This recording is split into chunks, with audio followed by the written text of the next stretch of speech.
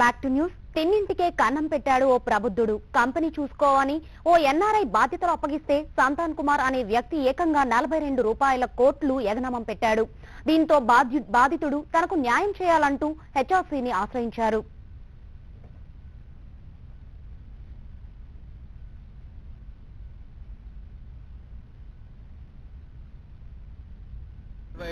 అమెరికాలో ఉన్నాను, US citizen ని.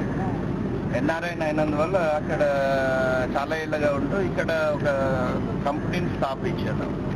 నాకు సంబంధించిన ఆస్తులు, వ్యాపారంలో వచ్చిన డబ్బులు దాదాపు 42 కోట్లు ఫోర్జరీ చేసి, ఫ్రాడ్ చేసి, మిస్అప్రోప్రియేషన్ చేసి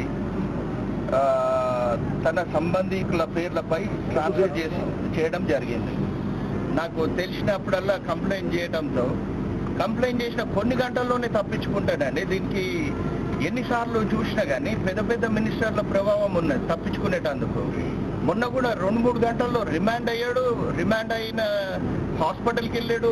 హాస్పిటల్కి వెళ్ళొచ్చి మేజిస్ట్రేట్కి వెళ్ళేంత లోపలే ఫోన్ కాల్స్ వస్తాయి, తప్పించుకుంటాడు. ఇట్లుంటే ఎవరు న్యాయం చేస్తారండి? సో ఇది